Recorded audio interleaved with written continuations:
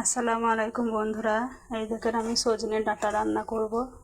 তিল দিয়ে, সাদা তিল দিয়ে ভাজি করব সজনে ডাঁটা। এই দেখেন তেল দিয়ে দিয়েছি। এই দেখেন পেঁয়াজ দিয়ে দেবো।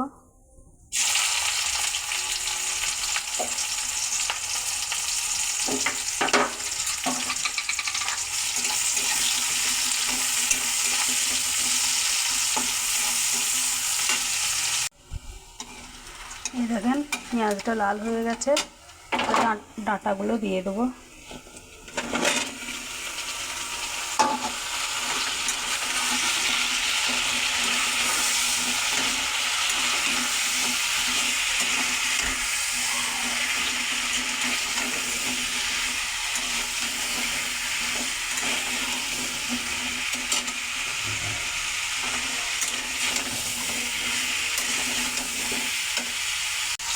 তারপরে দিয়ে দেবো একটু আদা বাটা,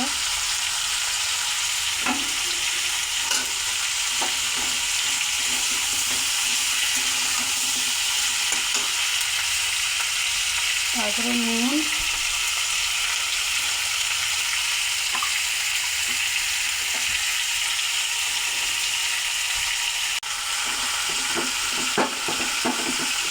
তারপরে দেবো হলুদের গুঁড়া,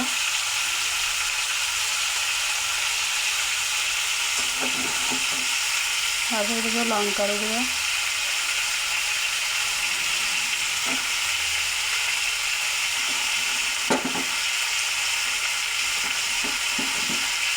তারপরে দেবো জিরের গুঁড়া। এটা ভালো করে নেড়ে নেবো।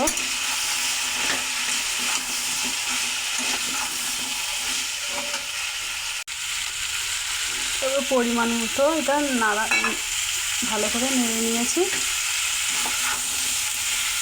পরিমাণ মতো পানি দিয়ে দেবো।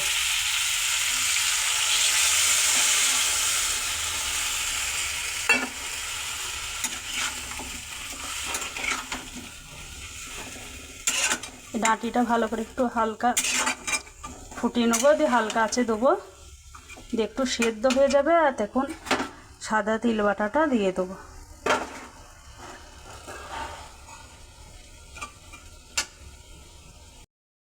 এই দেখেন হচ্ছে।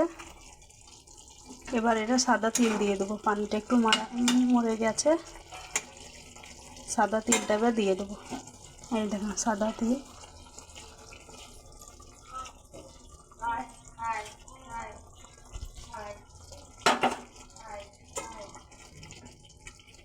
ভালো করে এটা নেড়ে নেবো।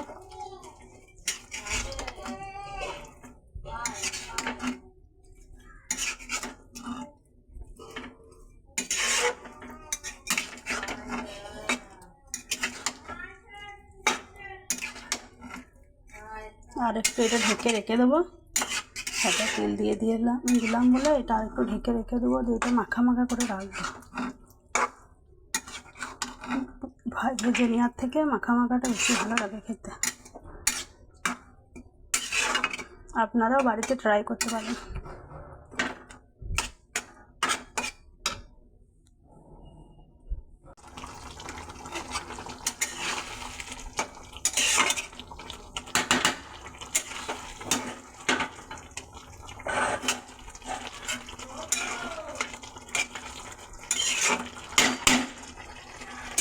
ঢাকনা দিয়ে ঢেকে রেখে দেবো।